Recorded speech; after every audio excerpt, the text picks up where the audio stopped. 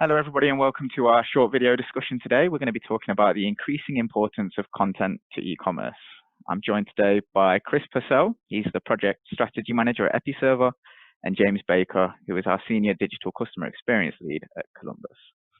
They're both going to be giving their thoughts today on some really important parts of why the content area of commerce is really increasing and the importance of it is increasing. So the first question I've got is that Episerver take a very ROI-oriented stance in terms of their e-commerce offering to customers. So Chris, what kind of approach do you think is critical in the initial stages of engagement for businesses to realize measurable growth fast? Okay, so yeah, absolutely. Particularly, I think where we're at the moment, large kind of tech spend budgets really kind of need to be justified as we go forward. And the benefit that Episerver have in this area is that we do, if you look at the latest Forrester Total Economic Impact studies, we have the highest level of ROI in the marketplace today. And that's not me trying to be bragging about it, but it is hugely important. And I think what we try and do is we work with individual companies even to help them understand what their ROI could look like. No two businesses are alike, right? Some businesses that are doing very well in, say, increasing average order values when it comes to creating that fast return, others aren't. That's obviously a key area we can focus on.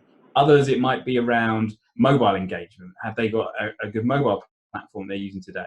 So there's different areas that people can use. Average order value is obviously a huge one. A lot of it is going to be driven by things that are like personalization. Personalization is going to play a very, very critical part in growing that revenue. Creating those measurable growths is a key factor that we kind of push from our side. I mean, from where I come from, at the very initial stages of an engagement, I tend to, along the lines of a lot of what Chris has just said, look very much at what are sort of like key business drivers in terms of what that organization is trying to achieve.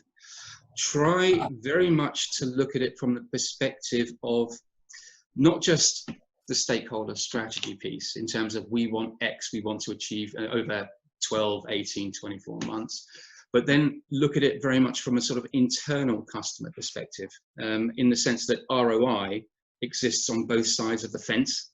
So if you're going to help them achieve things operationally and actually make their approach to e-commerce and or content management more fluid, you need to know what the needs of those business owners at a slightly more granular level within the organization are looking to achieve also. Because of course, route to market, speed to market, these are all things that you're aiming to achieve, but you've got to look at it almost like a foundation perspective. You know, what aspects of the business work really well now with perhaps their own current e-commerce offering or what they're going to change, what operationally might be holding them back, and the key points of leverage within that organization, whether it's a technical system or whether it's just the ability for teams to work together. How can they actually drive towards a goal that they're actually looking to do? So it's not even the system, and it's not even, you know, the what's shiny and new. It is very much a case of how does that organism actually push itself forward, and what can they leverage out of the technology that's available for them. Get them thinking on that, and then you get a much more fleshed out picture, which forms the foundation, which will drive growth. Agreed. And so really, it's very much about the mindset and the way that you approach these things. So with that being said, Chris, do you think that there's any particular mindset that you like to instill within a customer's organization when it comes to e-commerce? Yeah, I think that there's a huge one. It really all comes down to being customer centric, and saying build your digital experience around what it is that the customer is actually trying to achieve when it comes to buying from you. And again, this can take many forms, whether you're looking to marrying the whole online offline experience, whether you're looking to creating a better experience driven approach with relevant content and commerce in perfect harmony. So when I talk about that, I'm talking about actually delivering up information to a customer. You're not just trying to fling up a website, stack it high, sell it cheap. That's not going to work when it comes to any e-commerce strategy. You really need to be looking at what is it that the customer is interested in and servicing up relevant content and information around you as an organization and the products you're trying to sell. Looking at or realizing real individual level personalization, creating a consistent brand story across all platforms, whether it's online, tablet, mobile, in-store, wherever that may be, a consistent brand story absolutely everywhere. And it really is going to be the successful businesses are going to be those that interact with the customers in the way that they want to do business with you. It's not the ones that are going out there, if we build it, they will come. Those days are gone, right? So you really do have to be a lot more thinking about your end customer as an individual and how they want to interact with you. And that's the kind of mindset you need to go into any project around e-commerce with what you're trying to build. And I think, again, it's got a slightly more delivery focus, what I'm about to say, but at a sort of at an individual stakeholder level, at whatever level in the people that actually own that sort of e-commerce objective within a business. From a mindset perspective, I really do try to sort of instill a theory of just look much broader than where you are currently. Now, that can be taken in two different ways. You could be talking to a team that are particularly interested in the creative and the content output, but they might not necessarily, they will have a stack load of questions in terms of how could we possibly? And the only way to get the answers to those questions is to work with the other core components of the team to understand what links things together and what can actually make that, whether it's a brand message, whether it's a product message, whether it's just the way you're merchandising or bundling goods together, really work from a end customer perspective. Not so much just internal thinking, it's what can we actually do to establish this, this understanding of our customers ourselves. From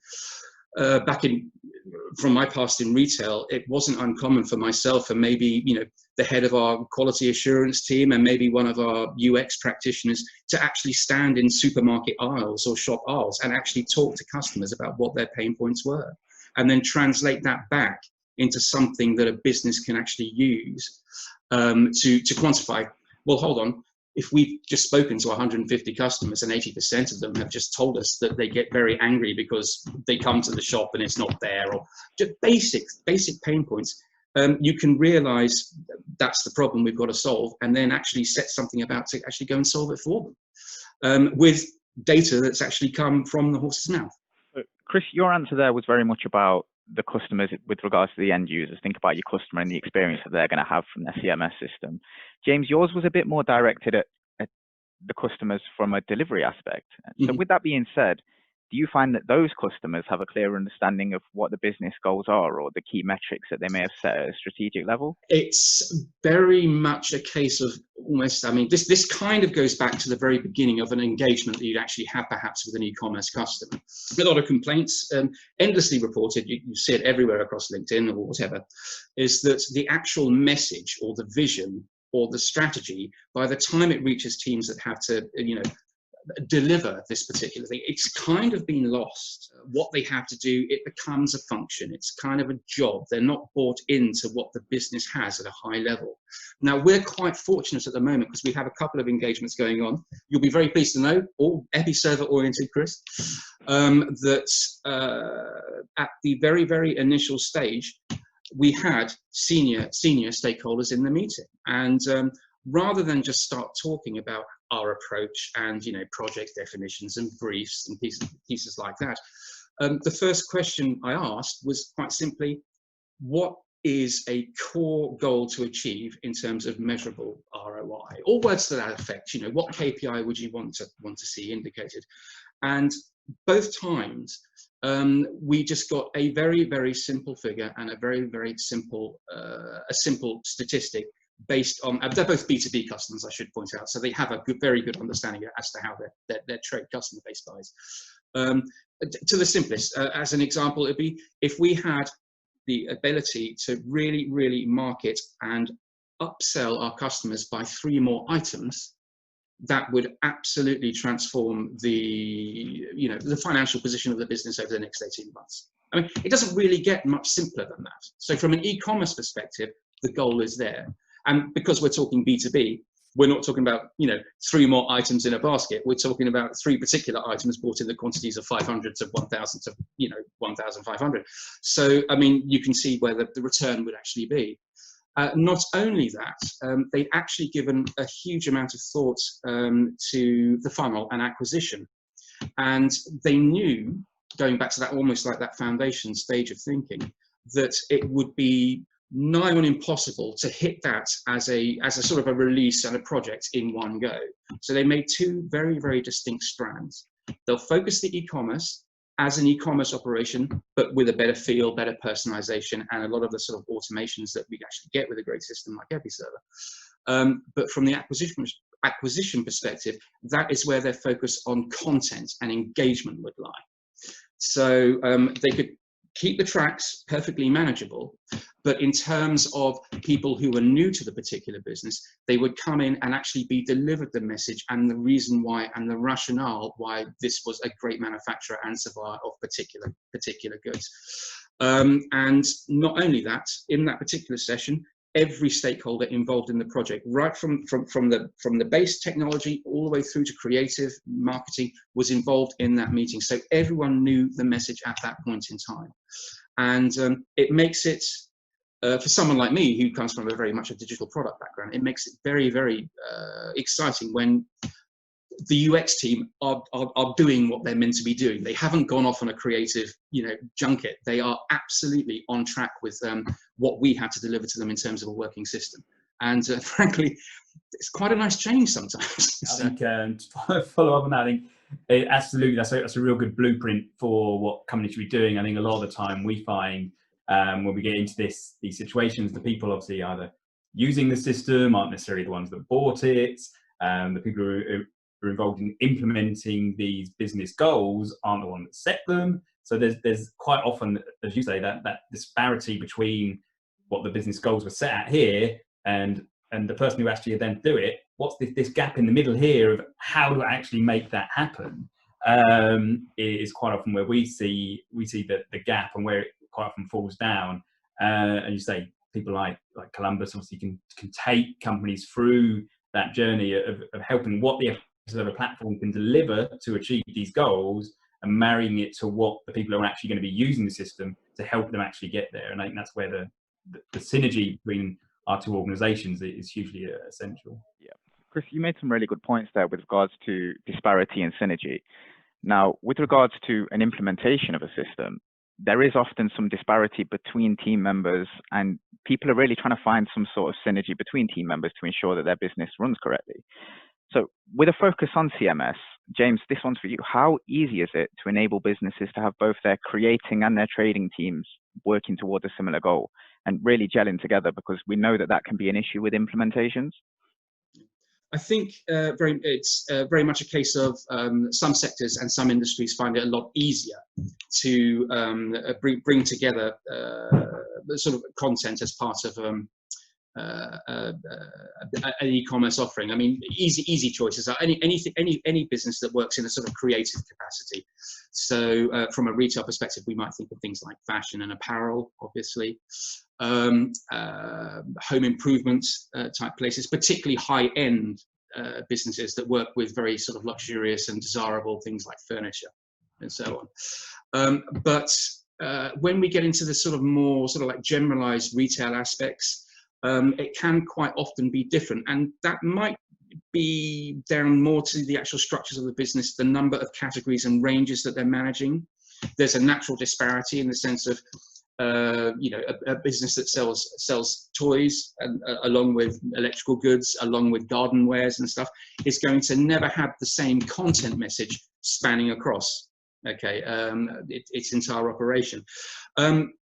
Quite often, and I'm doing air quotes without actually showing them, but if we think in terms of things, the way that the marketplace works in sort of a more agile stance, this is where the concept of good product management and good product ownership quite often comes in and can deliver a real sort of like shot in the arm to enable businesses to accelerate, because you can actually focus in and around the needs of a particular range and then work with merchandisers, content creatives, people that have actually got an idea of, well, if we had a particular feature or a product available, if we integrated it that way, that can actually form the basis of a model that can then be filtered out across the operation to make it extensible to other areas, just with a few tweaks for nuance depending on the particular range it would happen to be.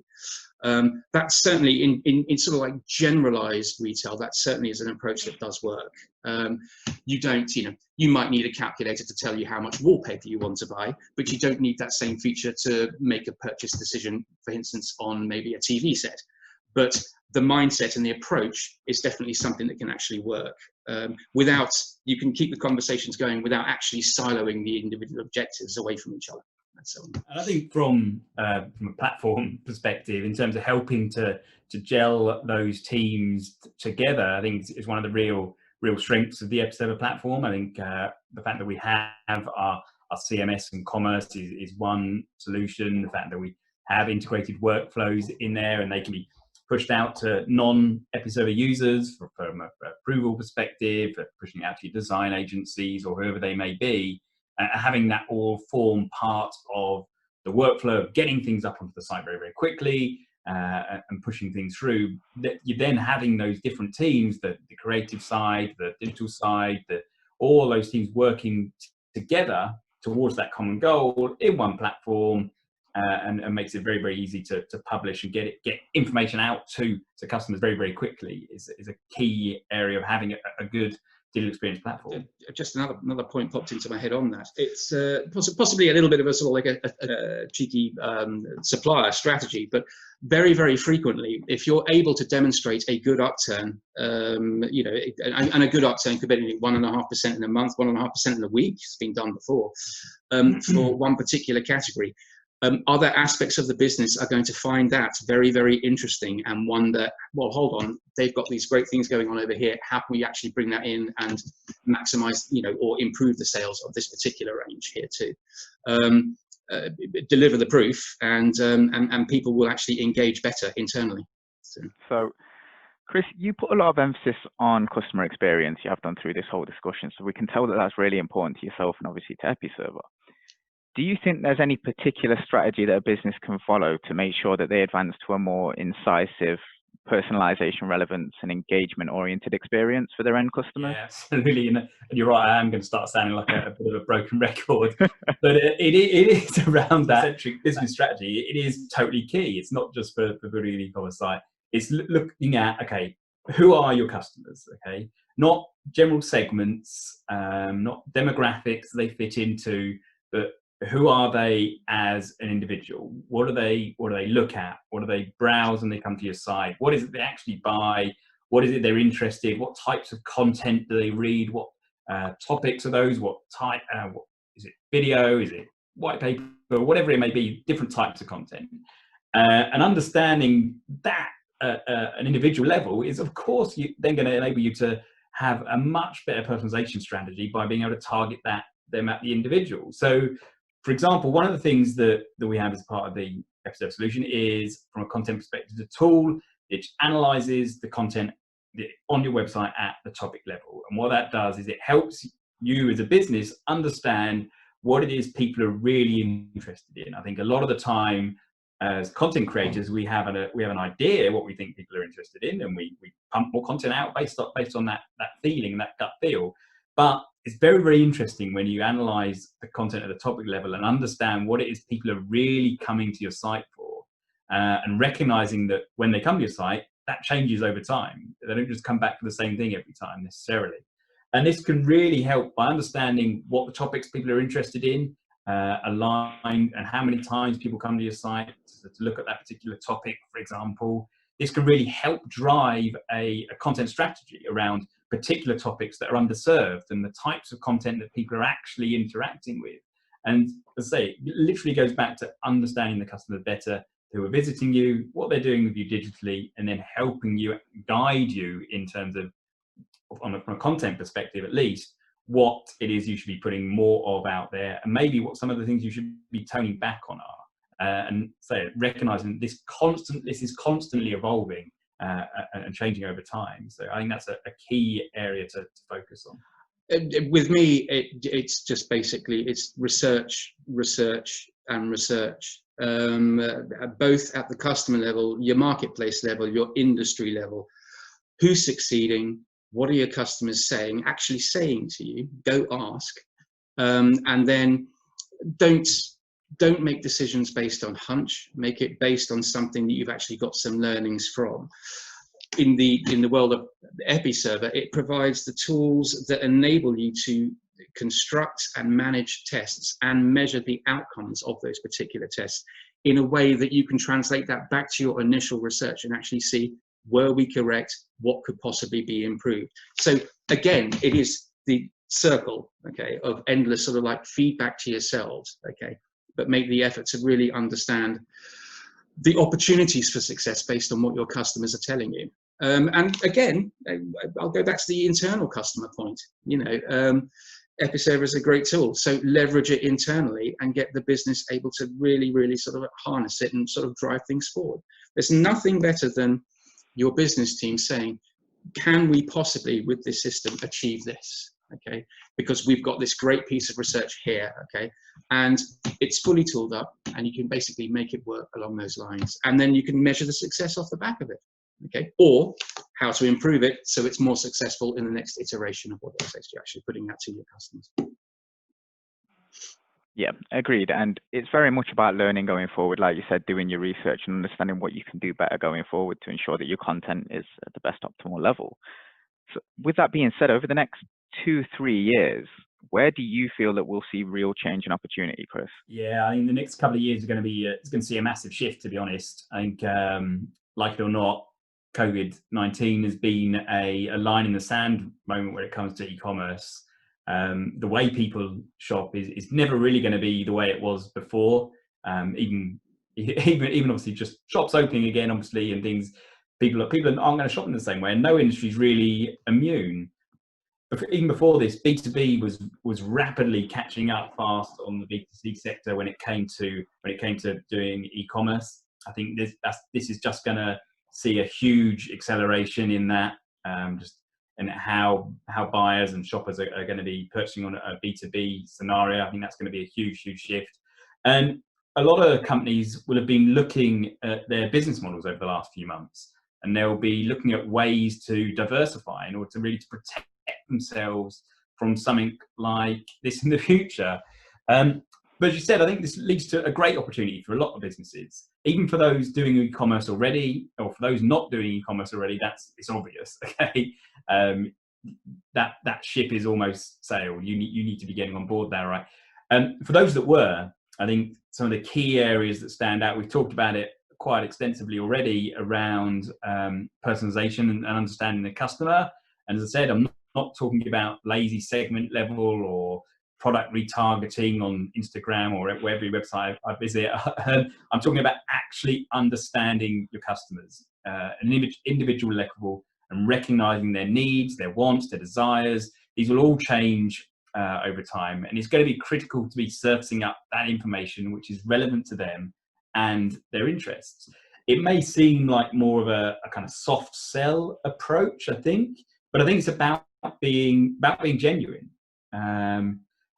It's really about kind of more ingraining yourself in their mind to foster loyalty. I think that's one of the key areas for opportunity, and doing this by, as I said, by being able to actually offer more than just the stack it high, sell it cheap e-commerce, being able to actually offer them information about things that are important to them, and those sort of things which, I say, really kind of help push you beyond just being a e-commerce vendor selling stuff online to being a lot more thinking about the customers, indoctrinating yourselves in their lives. The ability for businesses to pivot quickly in the face of adverse change obviously has become glaringly apparent over the past few months. Those that have been able to succeed and achieve that have become accidental beneficiaries of something that's obviously, relatively crisis-ridden, but nevertheless, the measurable growth that they've sustained is quite clearly there. Those businesses operating in B2B and D2C, I think we will see a crossover of techniques and approaches from both, actually. B2B tend to understand their customers very well because, of course, that's the very nature of what it is that they do. But the marketing techniques employed, whether it's content curation, whether it's affiliation, whatever they do in the consumer industry, that has a part to play going forward, certainly within B2B. And I also think that just a better understanding of customers at a consumer level, or businesses that work in the D2C market, will start to become more and more evident, because D2C tends to be sort of quite broad and quite spread. People aren't necessarily so ingrained with customers at a sort of almost personal level. It's not about segments. It is about really understanding them while they're making their journey. And I think I just think businesses all but just make a bigger effort to really get under the skin, whether it's more customer research, however they want to do it. I think that's going to be a big change. And I'm not even going to talk about AI. So that's a whole different video session. So. Hey, brilliant.